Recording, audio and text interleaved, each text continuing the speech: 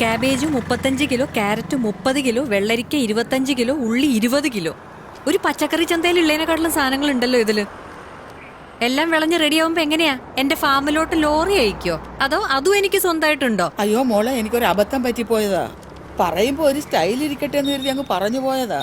അതിന്റെ പേരിൽ ഒരു കല്യാണ സദ്യക്കുള്ള പച്ചക്കറി എടുത്ത് പെടലിക്ക് വെച്ച് വരുമെന്ന് ഈശ്വരനാണ് ഞാൻ വിചാരിച്ചില്ല. എന്തായാലും മോളത് മാറ്റി പറയാഞ്ഞത് നന്നായി, അല്ലെങ്കിൽ എനിക്ക് അങ്ങോട്ട് കേറാൻ പറ്റാതായേനെ. ഒരു കാര്യം ഞാൻ പറഞ്ഞേക്കാം, ഞാൻ ആരെയും വിളിക്കാനും പോകുന്നില്ല, ഒന്നും സംസാരിക്കാനും പോകുന്നില്ല. അവനവൻ കുഴിച്ച കുഴികള് അവനവൻ തന്നെ അങ്ങ് മൂടിയാ മതി. അയ്യോ, ഇനിയിപ്പൊ ഞാൻ എന്തോന്ന് അവിടെ ചെന്ന് പറയും? ഭൂകമ്പത്തിലെ ഫാം രണ്ടായിട്ട് പിളർന്നു പോയിന്ന് പറ. അല്ലെങ്കിൽ പിന്നെ നമ്പൂതിരി പറഞ്ഞ പോലെ പരിഗണിച്ചാ പോരെ? എന്ത്?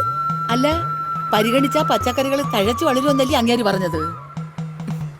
പരാഗണം എന്താന്ന് വല്ല നിശ്ചയുണ്ടോ? ഇല്ല. എന്നാലേ എനിക്കും നിശ്ചയില്ല. അങ്ങോട്ട് പിടിക്ക. മോളുവാ, ഇതിന് പറ്റിയ ഒരാൾ എന്റെ കയ്യിലുണ്ട്. അപ്പൊ ഇത്രയും പച്ചക്കറികളാണ് വേണ്ടത്. ഇതൊന്നും ഒരു ഓർഡറേ സിസ്റ്ററെ. ഇപ്പറയുന്ന ഡേറ്റിന് സിസ്റ്റർ ഇങ്ങ് വന്നാ മതി, സംഗതി റെഡിയായിരിക്കും.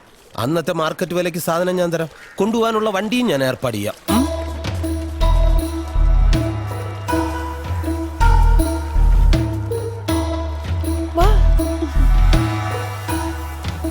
ഒരു ഉറപ്പിനായിട്ട് വേണേൽ 4-5 ദിവസം മുമ്പേ അങ്ങ് എത്തിക്കാം. അപ്പൊ പിന്നെ റിസ്ക് ഇല്ലല്ലോ. പക്ഷെ അത്രയും നേരത്തെ എത്തിച്ച എല്ലാം കേടായി പോയാലോ? 10 ദിവസമായിട്ട് ഇവിടെ ഇരിക്കുന്ന സാധനമാ. ഇനി വേണേലിരിക്കും ഇതുപോലെ ഒരാഴ്ച. കേരളത്തിൽ ഒരു പച്ചക്കറിയും കേടാവില്ല സിസ്റ്ററെ. ഒറ്റ കാര്യമുള്ളു ബെന്നിച്ച, ഇത് നമുക്കിടയിൽ തന്നെ നിൽക്കണം.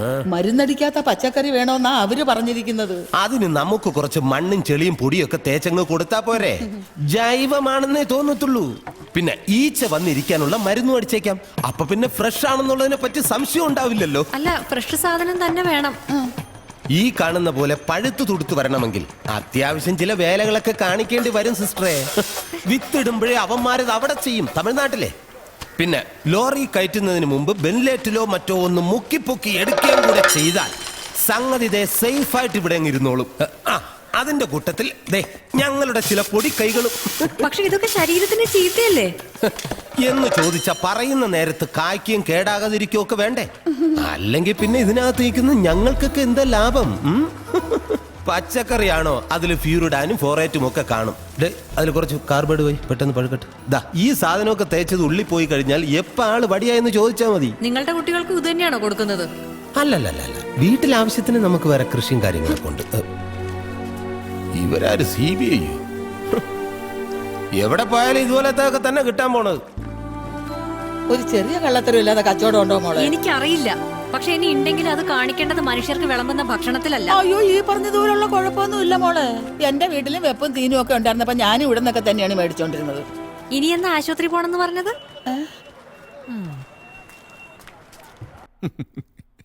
ഏതായാലും കൊള്ളാം. 2000 പേർക്ക് സദ്യ, അത് നീ. ലച്ചുവിനോടൊന്ന് പറയാനൊരു തമാശയായി. സീതാറാമയ്യര് വിളിക്കാന്ന് വെച്ചാ അതൊരു ക്രെഡിറ്റ് ആണെന്നാ സെബാസ്റ്റ്യൻ സാറ് പറഞ്ഞത്. ഒരുപാട് സ്ഥലത്ത് ബിസിനസ്സുള്ള ആളാ. സാറിന്റെ അഭിപ്രായത്തിൽ ഇതൊരു നല്ല ചാൻസാ. അതിപ്പോ പ്രസിഡന്റ് ബ്രേക്ക്ഫാസ്റ്റിന് ക്ഷണിച്ചതും നല്ലൊരു ചാൻസ് ആയിരുന്നു. എനിക്ക് മനസ്സിലാവാത്തത്, ഈ ഓരോരുത്തർ ഓരോന്ന് പറയുന്ന കേട്ട് നീ ആ പണിക്കാരെ പറഞ്ഞു വിട്ടോ. നാളെ തന്നെ അവരെ വിളിച്ച് അതൊക്കെ മാറ്റാൻ നോക്കൂ. ഇനിയിപ്പോ അതിവിടെ നിക്കട്ടെ. നിന്നിട്ട് കല്യാണം നടത്തി കൊടുക്കാനോ? ഒരുപാട് VIPs വരുന്ന കല്യാണമായിരിക്കും എന്നാ സെബാസ്റ്റ്യൻ സാറ് പറഞ്ഞത്. അവരുടെ മുമ്പിൽ ഇതൊന്ന് വിജയിപ്പിച്ചെടുക്കാൻ പറ്റിയ അതൊരു വലിയ കാര്യം തന്നെയാ. നമ്മുടെ ടെറസിൽ നിന്ന് കിട്ടുന്നുണ്ട്. ഞാൻ അമ്മയോട് ചോദിച്ചു. അവിടെ അവര് ഫ്രണ്ട്സ് എല്ലാവരും കൂടി ഒരു കുന്ന് വൃത്തിയാക്കി എടുത്തിട്ടുണ്ടല്ലോ. പക്ഷെ ആ ലിസ്റ്റിൽ പറഞ്ഞ പോലെയുള്ള പച്ചക്കറികൾ അവിടെ കൃഷി ചെയ്യാൻ പറ്റില്ല. ഓ, അത്രയൊക്കെ നീ ചിന്തിച്ചോ ഇതിനോടകം?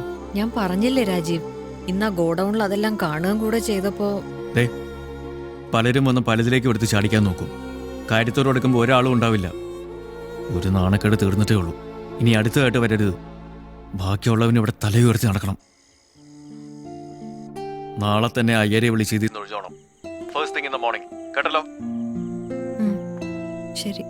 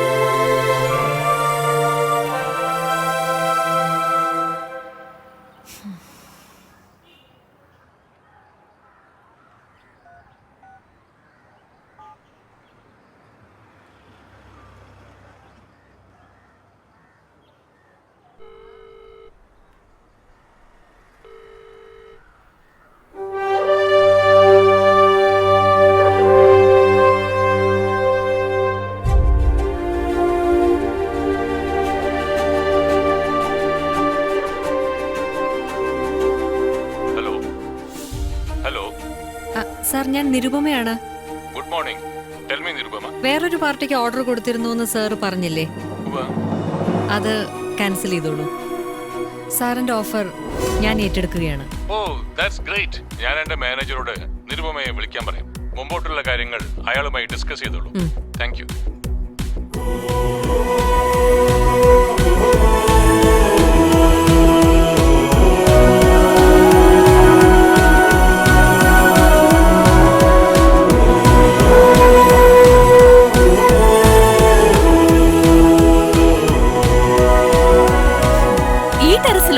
പക്ഷെ എനിക്കതിനെ കുറിച്ച് ഒന്നും അറിയില്ലല്ലോ. എല്ലാം കൃഷി ഓഫീസിൽ നിന്ന് ഇവിടെ വന്ന് ചെയ്തു തന്നോളും. സുഹറ നിരുപമയുടെ കൂടെ ഒന്ന് നിന്നു കൊടുത്താൽ മാത്രം മതി. ഇതിനൊക്കെ എവിടുന്നാ നേരം? അത് ഈ പ്രായത്തില് വേണമെങ്കിൽ അങ്ങേരോട് ചോദിക്കാം. വേണ്ടേ? നമ്മുടെ സീതാറാം സിന്റെ ഓണറുടെ മോളുടെ I am ready. Green house, green house ആ സെർച്ച് ചെയ്ത്.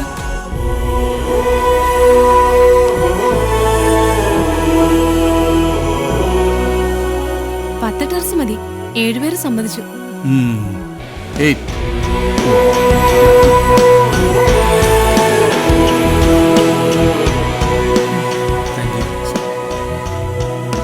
വലിയ പ്രോഫിറ്റ് ഒന്നും കിട്ടാൻ പോകുന്നില്ല. ഇത് നമ്മളൊരു തുടക്കമായിട്ട് കൂട്ടിയാൽ മതി. ഇത് കഴിഞ്ഞുള്ളതിൽ നിന്നാണ് പ്രോഫിറ്റ് കിട്ടാൻ പോകുന്നത്. എന്ന് പറയുമ്പോൾ ഇത് ഏറ്റവും നന്നായിട്ട് വേണം നമ്മൾ ചെയ്യാൻ. ആൾക്കാർ ചോദിച്ചറിഞ്ഞു വരണം. റെഗുലറായിട്ട് നമുക്ക് സപ്ലൈ ചെയ്യാൻ പറ്റണം, മാർക്കറ്റിലും ചടങ്ങുകൾക്കും ഒക്കെ. പിന്നെ സാധാരണ പച്ചക്കറിയേക്കാൾ വില കിട്ടും ഓർഗാനിക്കിന്. എന്നിട്ട് വേണം എനിക്ക് ഇഷ്ടമുള്ളിടത്ത് ഇഷ്ടമുള്ള പോലെ ഒരു കുറ്റബോധമില്ലാതെ ഷോപ്പിങ്ങിന് പോവാൻ. എന്നാലും നമ്മുടെ ഭർത്താക്കന്മാരല്ലേ, അപ്പോഴും അവര് പറയും എന്തൊക്കെയായാലും ടെറസ് ഞങ്ങളുടെ ആയിരുന്നല്ലോ എന്ന്. മൊത്തം എക്സ്പെൻസ് ഒരു 5 ലക്ഷം രൂപയ്ക്ക് അടുത്ത് വരും. ഞാൻ എൻ്റെ പേരിൽ ഒരു ബാങ്ക് ലോൺ എടുക്കാം.